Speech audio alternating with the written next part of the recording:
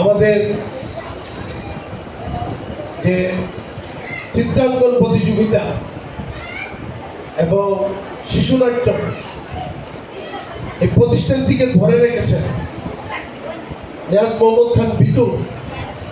তাকে আমি আমার বক্তব্যের প্রারম্ভে ধন্যবাদ জানাচ্ছি এই কারণে যে একটা প্রতিষ্ঠান তাকে পরিচালনা করা, তাকে ধরে রাখা এবং তার কর্মকাণ্ড, তার পরিধি বাড়ানো, কিভাবে তাকে পরিচালনা করা যায়, কিভাবে মানুষকে সেবা দেওয়া যায় বিনা শ্রমে, বিনা পরিশ্রমে, বিনা পারিশ্রমিকে, এই কাজটা কিন্তু নিয়াজ মোহাম্মদ খান বিটু করে। এই কারণে তাকে আমি আমার জেলা বিএনপির পক্ষ থেকে ধন্যবাদ জানাই এবং প্রশাসক জেলা পরিষদের পক্ষ থেকে ধন্যবাদ জানাই। কারণ এই কাজ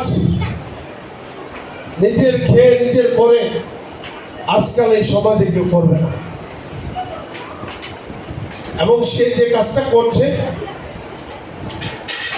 সৃজনশীল একটি কারিগরি ব্যবস্থা, সে আমাদের আগামী দিনের ভবিষ্যৎ যারা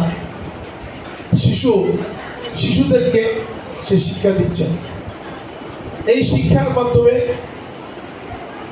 তারা আগামী দিনে যখন বিভিন্ন বিশ্ববিদ্যালয়, চারুকলা ইনস্টিটিউট, আবার ম্যাট্রিক পরীক্ষা যখন দেবে, তখন কিন্তু তাদের চিত্রকর্ম থাকে, তখন কিন্তু তাদের কোনো শিক্ষকের দ্বারস্থ হতে হবে আমি মনে করি। কারণ ওই যে তারা নিজের মানে ছোট অবস্থা থেকে যে ফাউন্ডেশনটা তারা পেয়েছে, এই ফাউন্ডেশনের মাধ্যমেই তারা কিন্তু ওই কাজটা সহজে করে ফেলতে পারবে। কিন্তু এই চিত্রকর্মের সাথে যারা সম্পৃক্ত না, তারা কিন্তু এই কাজটা যখন ম্যাট্রিক পরীক্ষা দিতে যাবে, তাদের যখন কিছু কাজ চিত্রকর্ম থাকবে, তারা কিন্তু তখন শিক্ষকের দ্বারস্থ হতে হবে এবং তারা পেন্সিল কিন্তু ভেঙে যাবে। এই কাজটা কিন্তু তারা সহজ করতে পারে। আজকে আমরা দেখেছি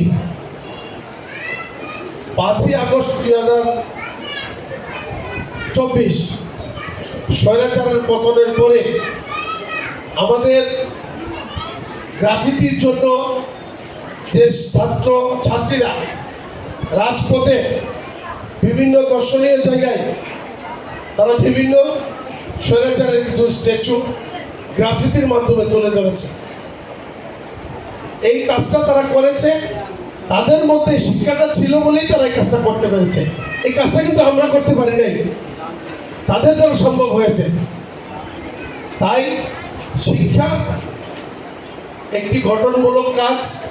শিক্ষা গ্রহণ করলে মানুষ কোনোদিন অপকার হয় না, মানুষের উপকার ছাড়া। শিক্ষার কিন্তু শেষ নাই। তাই আমরা শুধু চিত্রাঙ্কন প্রতিযোগিতা নয়, আমরা মানুষের মতো মানুষ হতে চাই। মানুষের মতো মানুষ হয়ে চিত্রাঙ্কনের মাধ্যমে বিভিন্ন সমাজ ব্যবস্থা, সংগতি অসংগতি আমরা তুলে ধরতে চাই।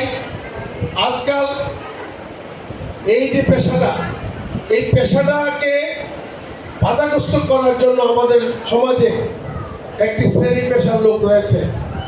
তারা বুঝে বাধা দেয় না বুঝে বাধা দেয় আমি জানি না। আমি মনে করি তাদেরও কিছু আরো শিক্ষায়, তাদের ধ্যান ধারণায় তাদের মনটা একটু বড় করা উচিত।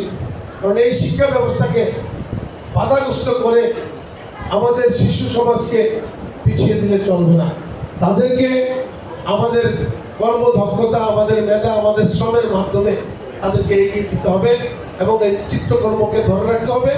এবং এই চিত্রকর্মের মাধ্যমে আমরা দেখেছি 24-এর 5ই আগস্ট সারা বাংলাদেশে স্বৈরাচারের চিত্র ফুটে উঠেছে। এবং এই চিত্র যে ফুটে উঠেছে, এই দেশের জাতি এই চিত্রকর্মের মাধ্যমে যাদের ধ্যান ধারণা ছিল না, তারাও জানতে পেরেছে, বুঝতে পেরেছে। তাই তাদেরকে লালন করতে হবে, তাদেরকে আমাদের সেবা দিতে হবে, তাদেরকে সহযোগিতা করতে হবে, তাদের পাশে আমাদের থাকতে হবে। সর্বোপরি তাদের পাশে থাকা আহ্বান জানিয়ে আমি আজকের মতো বিদায় নিচ্ছি। খোদা হাফেজ, সবাইকে ধন্যবাদ।